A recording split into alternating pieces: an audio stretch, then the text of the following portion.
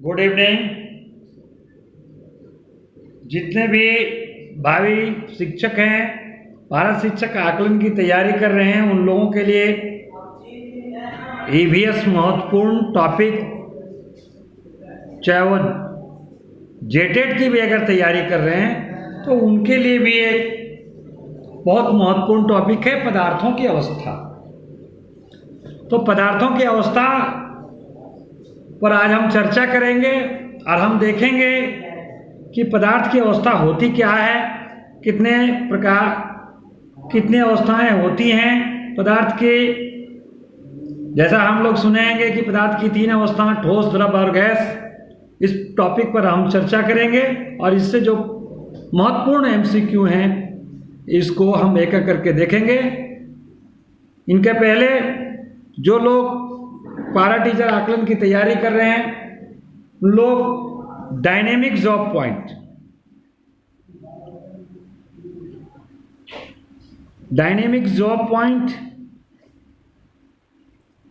इस चैनल को जो सब्सक्राइब नहीं किए हैं वो फटाफट सब्सक्राइब कर लेंगे ताकि आपको जो ससमय कक्षा अपलोड की जा रही है या लाइव किया जा रहा है उसके बारे में आपको ससमय जानकारी हो जाएगी और आप बेहतर से बेहतर तैयारी कर सकते हैं। चलिए, तो आज पहला जो प्रश्न है, सामान्यतः लोहा पदार्थ की कौन सी अवस्था में पाया जाता है। चलिए, पदार्थ की अवस्था को डिस्कस करने से पहले हम थोड़ा सा देख लेते हैं पदार्थ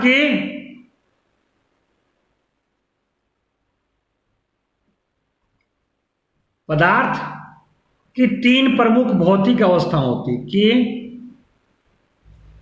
3 प्रमुख भौतिक अवस्थाएं होती है।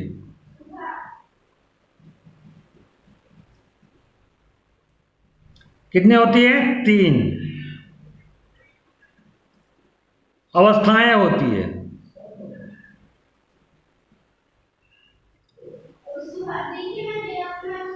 पहला ठोस, दूसरा द्रव, तीसरा गैस। ठोस, द्रव और गैस। उसी से प्रश्न है। तो पहला जो प्रश्न है, सामान्यतः लोहा पदार्थ की कौन सी अवस्था पाया जाता है? ठोस, द्रव और गैस, द्रव एवं गैस दोनों। तो ये साधारण क्वेश्चन है। तो आप लोग जानते हैं पदार्थ ठोस अवस्था में, लोहा जो है वो ठोस अवस्था में पाया जाता है। तो ठोस क्या है, द्रव क्या है, गैस क्या है, इसके बारे में थोड़ा मैं बता देता हूं। ठोस क्या है? पदार्थ की ऐसी अवस्था जिसका एक निश्चित आकार, आयतन होता है, वह ठोस अवस्था कहलाता है। जिसका एक निश्चित आकार और एक निश्चित आयतन होता है वह ठोस अवस्था कहलाता है। दूसरा, मानव शरीर में लगभग कितना प्रतिशत जल पाया जाता है? मनुष्य का जो शरीर है, ह्यूमन बॉडी, इसमें जल की मात्रा कितनी होती है?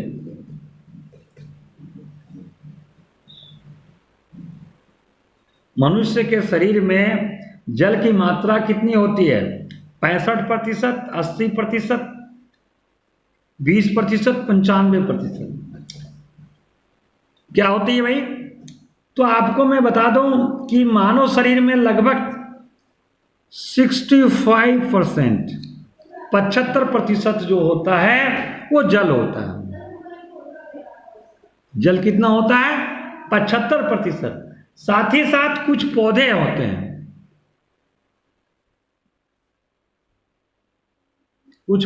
होते हैं, उसमें 95% जल होता है।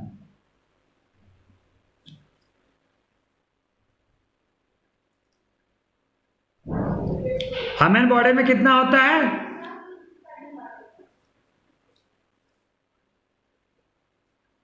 65%, 75%। मनुष्य के शरीर में जल की मात्रा कितनी होती है? 65%। और कुछ पौधे होते हैं जिनमें जल की मात्रा कितना होता है? 95% होता है। दूसरा प्रश्न की ओर हम बढ़ते हैं। जल का घनत्व अधिकतम होता है जल का घनत्व, जल का घनत्व अधिकतम कितना होता है?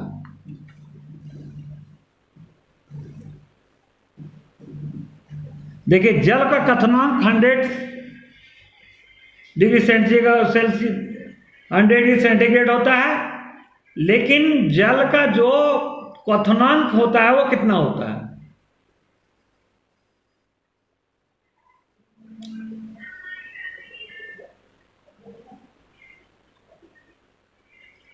कितना होता है? 2 degree, 4 degree centigrade, 10 degree centigrade, 20 degree centigrade. जल का घनत्व अधिकतम होता है किसमें? तो जल का अधिकतम घनत्व जो है वो 4 डिग्री सेंटीग्रेड पर होता है। ठीक है। जल का क्वथनांक होता है, बहुत छोटे छोटे प्रश्न हैं, 100 डिग्री सेंटीग्रेड, 100 डिग्री सेंटीग्रेड। अनिश्चित आकार वाले पदार्थ कहलाते हैं।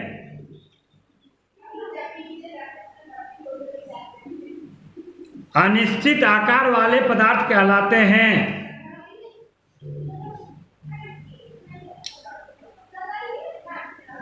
अनिश्चित आकार वाले पदार्थ कहलाते हैं। क्या कहलाते हैं? तो आपको मैंने बताया ठोस में क्या होता है? एक निश्चित आकार होता है, आयतन होता है, लेकिन द्रव में निश्चित आयतन नहीं होता। आयतन जो होता है निश्चित, द्रव में क्या आता है? आयतन जो है निश्चित होता है,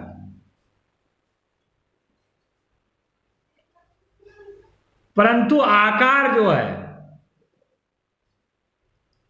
आकार जो है वो अनिश्चित होता है। इसका आकार जो होता है अनिश्चित होता है। तो द्रव, इसका सही जवाब क्या होगा? 5वां नंबर। द्रव भी आ जाएगा, गैस के अंतर्गत भी आ जाता है, क्योंकि गैस भी द्रव भी हो जाएगा, गैस भी हो जाएगा।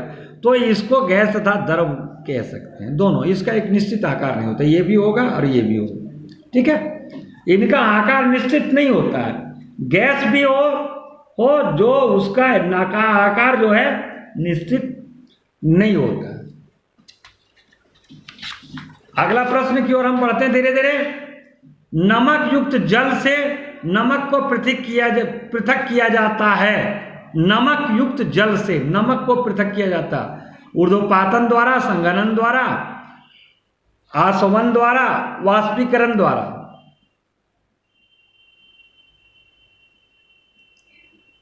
नमक युक्त जल जो होता है उससे जल को कैसे पृथक किया जाता है? आप लोग बहुत सी विधि पढ़े होंगे विज्ञान में कि छानन विधि और बहुत सी विधियां हैं। तो इसमें कह रहा है ऊर्ध्वपातन, संघनन, आसवन, वाष्पीकरण किसके द्वारा किया जाता है? तो ये वाष्पीकरण के द्वारा होता है। वाष्पीकरण मतलब जल को गर्म करने के बाद वाष्प बन जाता है, तो यह प्रक्रिया वाष्पीकरण कहलाती है। इस क्रम में द्रव को गर्म करने पर, द्रव को गर्म करने पर क्या होता है? द्रव जो है वह तीव्रता से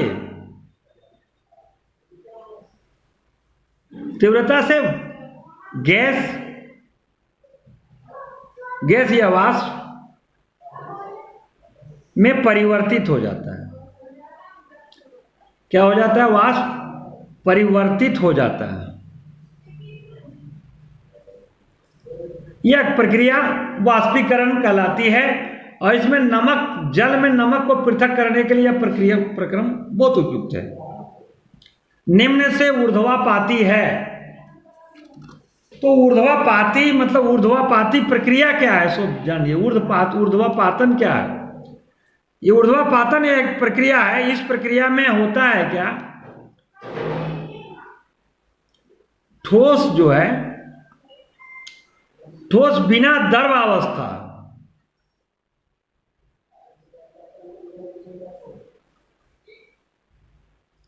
ठोस बिना द्रव अवस्था में परिवर्तित हुए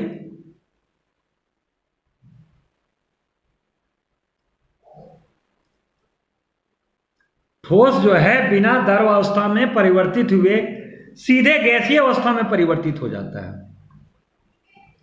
सीधे गैसीय अवस्था, कौन सी अवस्था में भाई? गैसीय अवस्था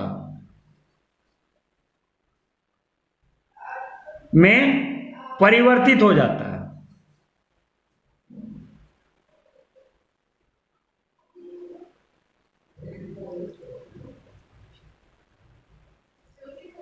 यह प्रक्रिया क्या कहलाती है? ऊर्ध्वपातन। ठीक है, तो निम्न में ऊर्ध्वपाती है कौन सा? तो इसमें अमोनियम क्लोराइड होगा। अमोनियम क्लोराइड जो है वह ऊर्ध्वपाती है। निम्न में कौन सा तत्व का उदाहरण है? आपने पढ़ा होगा अणु, परमाणु, तत्व, यौगिक, सबके बारे में आप परिचित होंगे, विज्ञान में पढ़े होंगे। अणु क्या है, परमाणु क्या है, तत्व क्या है, यौगिक क्या है। तो निम्न में कौन सा तत्व का उदाहरण है? ऑक्सीजन, कार्बन डाइऑक्साइड, जल, नाइट्रोजन डाइऑक्साइड। 8वां, तो ऑक्सीजन एक तत्व है। ऑक्सीजन एक तत्व का उदाहरण है। चलिए अब नेक्स्ट प्रश्न की ओर आगे बढ़ते हैं। मिश्रण का निर्माण किस प्रकार के तत्वों के संयोग से होता है?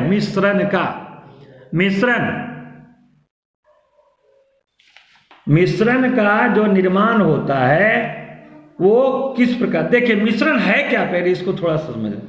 मिश्रण दो से अधिक तत्वों या यौगिकों या यौगिकों को किसी भी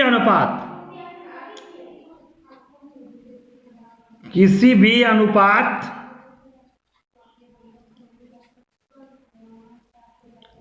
में मिलाया जाए।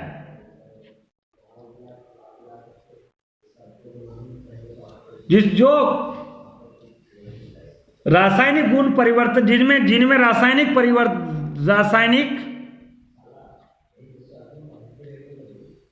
गुण परिवर्तन ना हो जाए, वह क्या कहलाता है? मिश्रण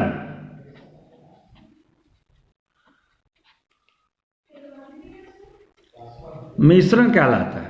ठीक है, तो निम्न में मिश्रण का निर्माण किस प्रकार के तत्वों के संयोग से होता है? तो मिश्रण का जो निर्माण होता है वो ठोस, द्रव एवं गैस। मिश्र धातु उदाहरण है। मिश्र धातु किसका उदाहरण है?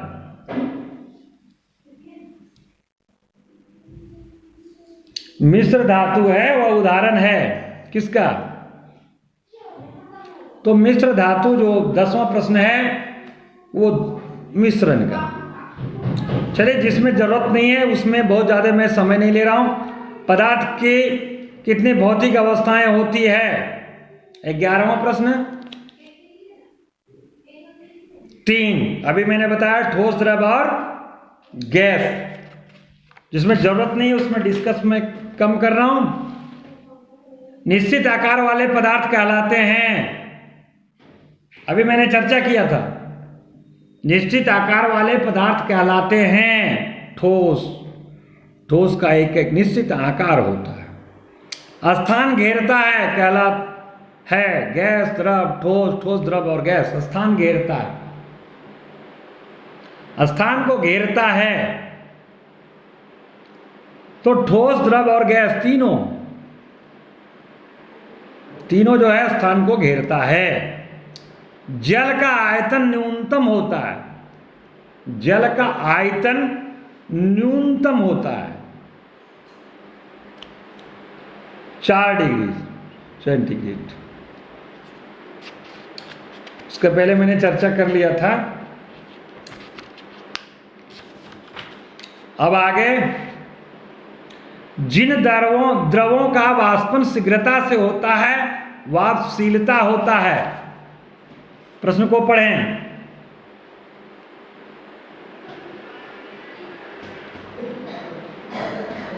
जिन द्रवों का वाष्पन शीघ्रता से होता है मतलब जल्दी वाष्पित हो जाता, वाष्पशीलता कहलाता। अधिक, कम, बराबर, न ही अधिक न ही कम, तो अधिक।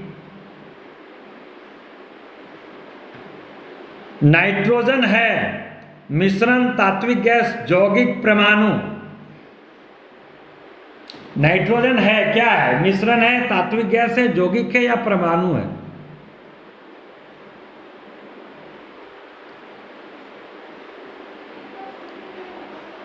तो यह तात्विक गैस है। मिश्रण जो है वो तात्विक गैस है। नाइट्रोजन, मिश्रण, तात्विक गैस, यौगिक, परमाणु क्या है? जल उदाहरण है। तत्व, यौगिक, मिश्रण, धातु।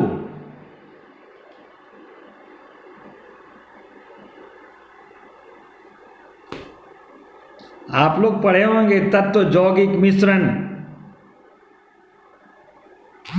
आपने पढ़ा होगा परमाणु, अणु, तत्व,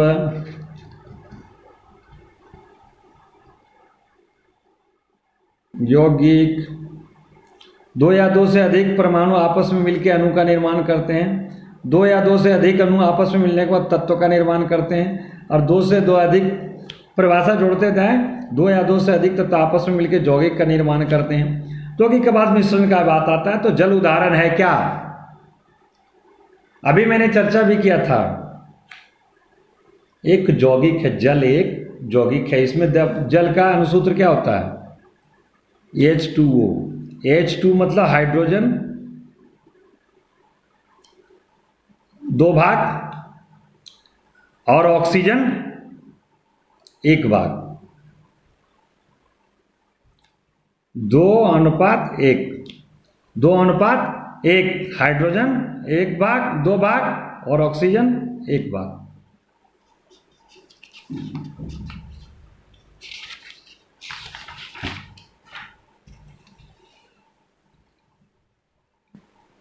अमोनिया किस प्रकार का पदार्थ का उदाहरण है? तत्व, यौगिक, अधातु, मिश्रण। अमोनिया, अमोनिया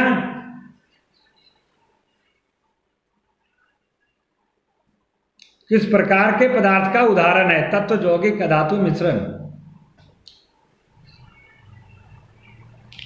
तो ये अमोनिया हुआ यौगिक का उदाहरण, कंपाउंड, यौगिक का उदाहरण। अम्ल वर्षा में उपस्थित प्रदूषक हैं। परसों के वीडियो में मैंने चर्चा किया था एसिड रेन के बारे में, ठीक है। तो अम्ल वर्षा में उपस्थित प्रदूषक गैस हैं carbon dioxide, sulphur dioxide, nitrogen dioxide, 2 और 3 दोनों। 19वां नंबर प्रश्न। तो 2 और 3 दोनों है इसमें, सल्फर डाइऑक्साइड भी है, नाइट्रोजन डाइऑक्साइड। ये अम्ल वर्षा के प्रदूषक गैस है। इसको हम लोग जानते हैं क्या बोलते हैं? एसिड रेन, अम्ल वर्षा। चीनी तथा जल का मिश्रण का उदाहरण है यौगिक, मिश्रण, तत्व और परमाणु। चीनी तथा जल का मिश्रण उदाहरण है यौगिक, मिश्रण, तत्व और परमाणु। तो यह मिश्रण का उदाहरण है, मिश्रण का उदाहरण है। तो मैंने देख लिया कि ठोस, द्रव और गैस पदार्थ की 3 अवस्थाएं होती है। उसमें आपने देखा तत्व के बारे में भी जाना। तत्व वह शुद्ध पदार्थ है जिसे रासायनिक प्रक्रिया द्वारा अन्य सरल पदार्थों में विभाजित नहीं किया जा सकता, तत्व कहलाता है। यौगिक वह पदार्थ है जो 2 या अधिक से तत्वों के नियत अनुपात में रासायनिक तौर पर संयोजन होता है, वो यौगिक कहलाता है। तो इन चीज़ों को हम लोगों ने देखा। चलिए, बहुत बहुत धन्यवाद। कल दूसरा टॉपिक मैं लेके आऊँगा, उस टॉपिक पे आगे चर्चा होगी। हो सकता है वह टॉपिक धातु और या धातु हो, मेटल या नॉन मेटल। कल इस टॉपिक पे चर्चा करेंगे।